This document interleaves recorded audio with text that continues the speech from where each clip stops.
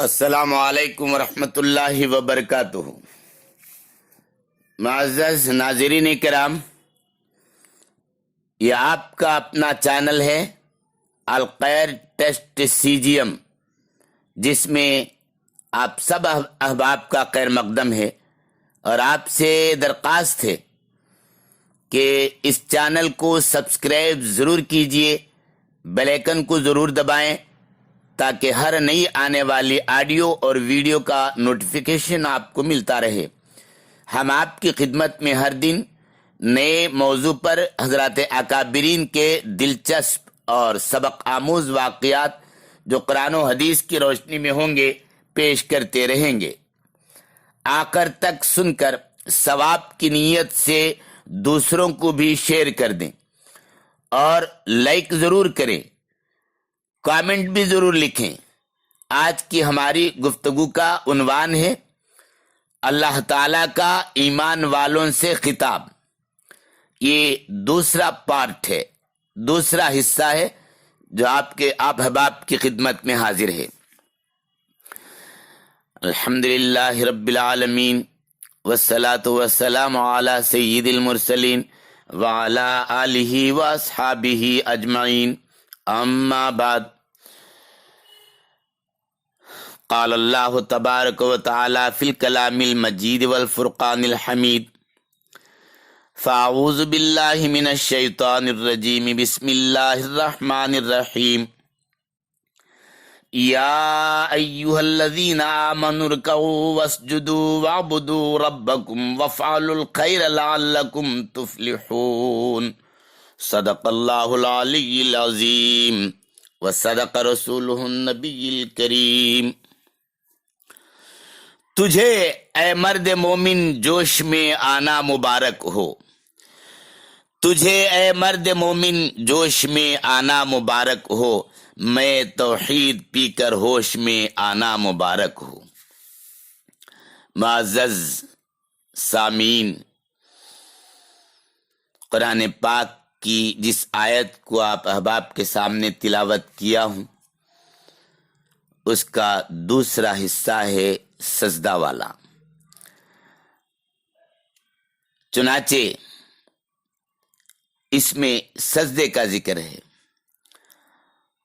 گویا اللہ فرماتے ہیں کہ اے ایمان والو، رکوع کرو اور سجدہ کرو، واسجدوا، سجدہ کرو۔ سجدے کے معنی زمین پر پیشانی کو ٹیکنا، زمین پر ماتھا رکھنے کے آتے ہیں۔ گویا کہ اللہ کے سامنے انتہائی اور اعلیٰ درجے کی عاجزی اختیار کرو، اپنے آپ کو زمین میں ملا دو۔ کسی نے کیا خوب کہا، مٹا دے اپنی ہستی کو اگر کچھ مرتبہ چاہے کہ دانہ خاک میں مل کر گل و گلزار ہوتا ہے۔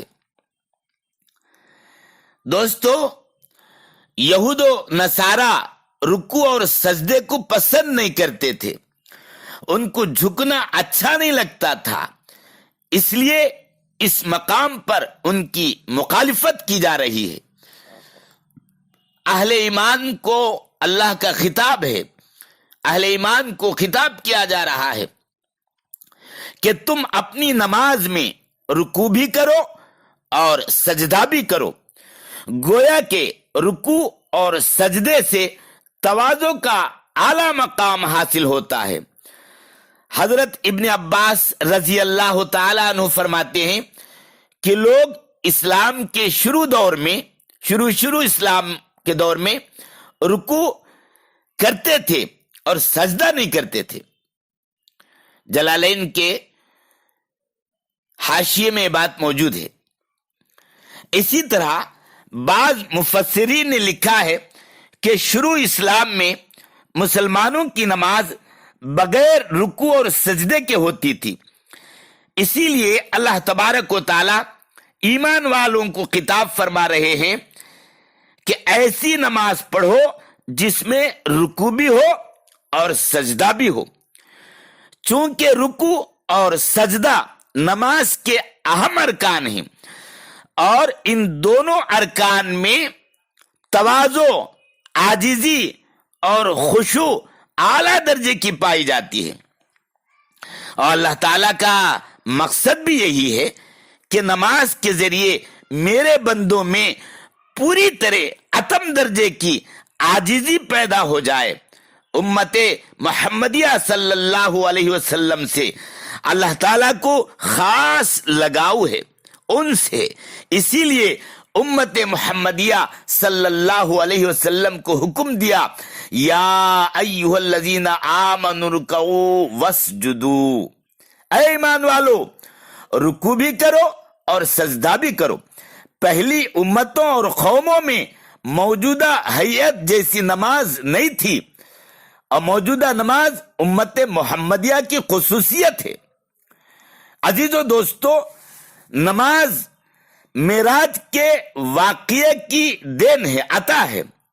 चुनाचे रसूलुल्लाह सल्लल्लाहु अलैहि वसल्लम जब अल्लाह के हुजूर मेराज में तशरीफ ले गए तो आप सल्लल्लाहु अलैहि वसल्लम ने देखा कि कुछ फरिश्ते मलाइका तस्बीह व तहलील में मशगूल हैं, और कुछ तज़कीर व तकबीर में लगे हुए हैं, और कुछ दरूद व सलात में हैं, और कुछ रुकू व सुजूद में मुनहमिक हैं, और कुछ मलाइका क़ियाम व क़ुऊद की कैफियत में नजर आ रहे हैं।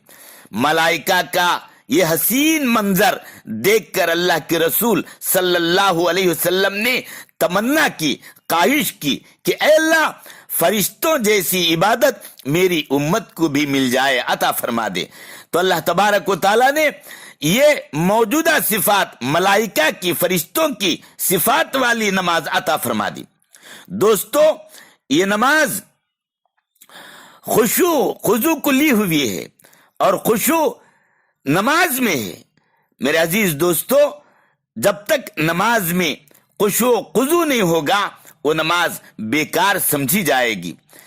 और उम्मत मोहम्मदिया के मुसलमानों के लिए अल्लाह का ये हुक्म वाकई काबिल तारीफ है। दोस्तों, अल्लाह जो फरमा रहे हैं कि या अय्युहल्लज़ीना आमनु रुकऊ वस्जुदू, ए ईमान वालो नमाज पढ़ो, रुकू और सजदा वाली। हजरत मुफस्सिरीन ने लिखा है कि अल्लाह ताला का मंशा ये है कि ईमान वालों जमात के साथ नमाज पढ़ो। दूसरे मकाम पर इरशाद है, वाक़ीमुस सलात व आतुज़ ज़कात वरकऊ मअर राकिईन। इस आयत में भी अल्लाह ताला ने 3 बातों की तरफ इशारा किया है। पहली बात तो नमाज कायम करने की तरफ इशारा है कि नमाज कायम करो, यानी नमाज में सफ़े सीधी रखो। इस तरफ आजकल मुक्तदी हजरात तवज्जो नहीं देते हैं। मक्के में, मदीने में, मस्जिद हराम में और मस्जिद नबवी में अइम्मा खास तौर पर नमाज की नीयत बांधने से पहले ऐलान करते थे, सव्वू सुफूफकुम, लोगों सफ़े सीधी कर लो। दूसरी बात इसमें ज़कात अदा करने की है। आज ज़कात की अदायगी में भी बहुत कोताही हो रही है, कमी बेशी हो रही है। अगर मुसलमान ज़कात अदा करने लगे तो यकीन मानिए कि गुर्बत का नामो निशान ही मिट जाएगा। तीसरी बात जो इसमें कही गई, वरकऊ मार राकीन, नमाज पढ़ो जमात के साथ, रुकू करने वालों के साथ। पहली उम्मतों में नमाज बाजमात नहीं होती थी, पहली उम्मतें जमात से महरूम थीं। अल्लाह का करम है, वो अपने महबूब के सदक़े में हमें जमात अता फरमा दी। जमात के साथ नमाज पढ़ना ये भी उम्मत मोहम्मदिया की खुसूसियत है।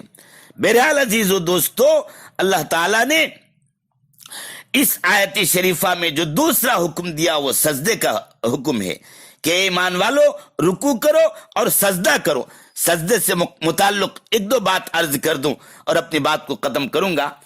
यहां एक बात ये याद रखने की है कि इस आयत शरीफा में सजदे का जिक्र है। ये सजदा सजदे तिलावत नहीं है, बल्कि सजदे सलातिया है, नमाज का सजदा है। इसीलिए हजरत इमाम अबू हनीफा रहमतुल्लाह अलैह कहते हैं कि इस मकाम पर सजदे तिलावत न करना चाहिए, ये सलात का सजदा है। बहरहाल अजीजों दोस्तों बुजुर्गों, हम सब आजिजी اور انکساری کرنے والے بنے، جیسا کہ قرآن میں حکم دیا گیا رکوع کرنے والوں کے ساتھ رکوع کریں، سجدہ کرنے والوں کے ساتھ سجدہ کریں گے تو اللہ پاک ہماری عبادتوں کو قبول کرے گا اور دنیا اور آخرت کی کامیابی سے مشرف کرے گا۔ اللہ پاک سے دعا ہے کہ اللہ تعالیٰ مجھے، آپ کو، سارے عالم کے مسلمانوں کو قرآن و حدیث پر عمل کر کے اپنی آخرت بنانے کی توفیق نصیب فرمائے۔ آمین۔ وآخر دعوانا الحمدللہ رب العالمین۔